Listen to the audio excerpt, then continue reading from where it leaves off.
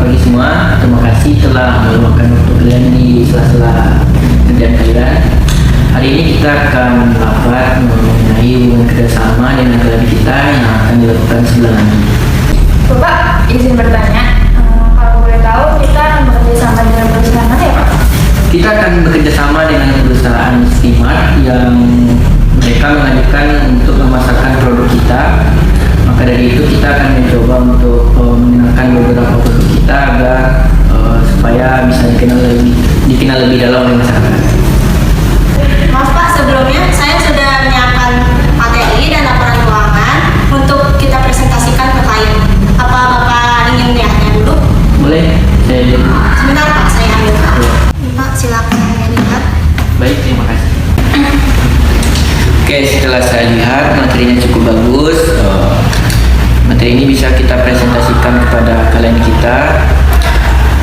Saya minta tolong kepada Bu Ana untuk membantu saya untuk mempresentasikannya sebelum bertemu dengan klien. Baik, sebelum kita bekerjasama dengan klien di bulan depan, alangkah baiknya kita melihat terlebih dahulu gimana kondisi perusahaan kita dan laporan keuangan kita. Kita mulai dengan mengenalkan profil perusahaan kita kepada klien. Sesuai dengan yang di layar, PT Unilever Indonesia Tbk merupakan salah satu perusahaan fast moving consumer goods, disingkat dengan FMCG, terkemuka di Indonesia. Rangkaian produk perseroan mencakup produk home dan personal care serta foods dan beverage, ditandai dengan brand-brand terpercaya dan ternama di dunia. Bisa kita lihat dengan contoh Walls, Lifebuoy, Vaseline, Pepsodent, Pond's, Sunlight, dan banyak berbagai macam produk di PT Unilever Indonesia.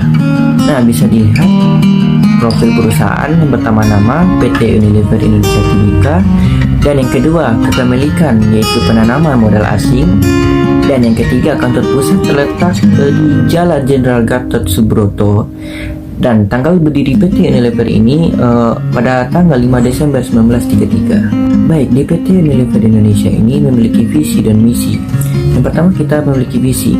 Visi yang dimiliki oleh sebuah perusahaan merupakan suatu cita-cita tentang keadaan di masa datang yang diinginkan untuk terwujud oleh seluruh personel perusahaan, mulai dari jenjang yang paling atas sampai yang paling bawah, bahkan pesuruh sekalipun. Misi adalah penjabaran secara tertulis mengenai visi agar visi menjadi mudah dimengerti atau jelas bagi seluruh staf perusahaan. Dan yang kedua, kita mempunyai misi. Yang pertama, menjadi yang pertama dan terbaik di kelasnya dalam memenuhi kebutuhan dan aspirasi konsumen. Yang kedua, menjadi rekan yang utama bagi pelanggan, konsumen, dan komunitas. Yang ketiga, menghilangkan kegiatan yang tak bernilai tambah dari segi proses. Yang keempat, menjadi perusahaan terpilih bagi orang-orang dengan kinerja yang tinggi.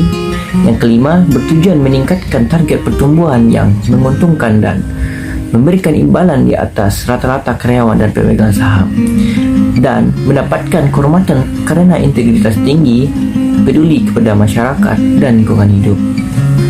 Sesuai gambar yang di layar, inilah berbagai macam produk di PT Unilever. Bisa dilihat adanya Pepsodent, Pond's, Lux, Lifebuoy, Molto, Dove, Sunsilk, Clear, Rexona, Vaseline, Rinso, Sunlight, Walls, dan Blue Band. Itulah berbagai macam produk di PT Unilever Indonesia. Lanjut ke penjualan bersih dan laba usaha. Bisa dilihat di layar, dari tahun 2016 ke tahun 2020, penjualan bersih di PT Unilever Indonesia memiliki peningkatan dari tahun ke tahun.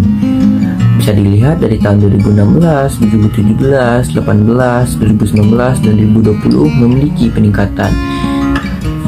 Dan bisa dilihat dari 2019 ke 2020 hanya memiliki sedikit peningkatan. Dan di laba usaha memiliki kenaikan dan penurunan. Dari 2016 ke 2018 memiliki kenaikan, dan dari 2018 ke 2020 memiliki penurunan. Baik Bapak Ibu sekalian, di sini saya akan melaporkan laporan keuangan pada PT kami yaitu PT Unilever pada tahun 2019 dan juga tahun 2020. Nah, di sini kami melampirkan laporan keuangan dalam bentuk jutaan rupiah, kecuali bila dinyatakan lain. Yang pertama itu ada laporan posisi keuangan. Dapat dilihat dari paparan presentasi berikut ini. Posisi keuangan ini terdapat aset, liabilitas, dan juga ekuitas. Ini ada aset yang terdiri dari aset lancar seperti kas, piutang, uang muka, persediaan, dan yang lainnya. Persediaan tersebut dihitung dengan cara menggunakan rata-rata bergerak. Dan yang selanjutnya yaitu terdapat aset lancar seperti aset tetap, goodwill, aset tak berwujud, tak berwujud yaitu seperti merek dan lisensi bagi produk yang kami produksi pada perusahaan kami.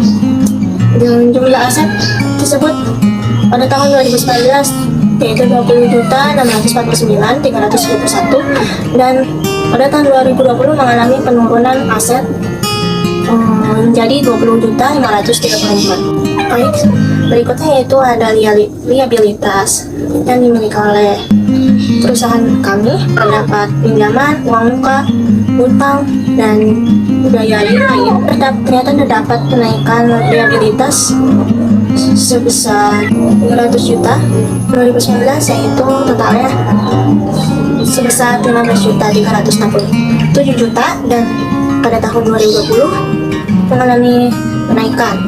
Dan selanjutnya yaitu laporan posisi keuangan dalam ekuitas dimiliki oleh perusahaan kami seperti modal saham dan modal yang disetor atau saldo laba. Di sini terdapat penurunan dari jumlah liabilitas dan ekuitas yang tadinya 20.649 turun menjadi 20.534.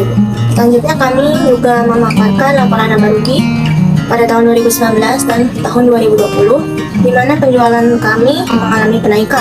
Namun, laba usaha kami pada akhir tahun mengalami penurunan pada tahun 2020 sebesar 7.163.000, dan pada tahun 2019 7.392.000. Dan bersih ini dikurangi dengan biaya-biaya atau beban-beban yang lain seperti beban pemasaran, beban umum, dan beban penghasilan lain-lain. Yang terakhir yaitu laporan arus kas yang terdiri kas dari aktivitas operasi, dari aktivitas investasi, dan juga kas dari aktivitas pendanaan. Dari aktivitas operasi kita mendapatkan kas dari pelanggan dari hasil penjualan, dan kami juga mengeluarkan kas seperti untuk masuk, persediaan barang, dan lain-lain. Berikutnya yaitu ada kas dari investasi dapat berupa hasil penjualan, perolehan aset tetap, dan aset tak berwujud.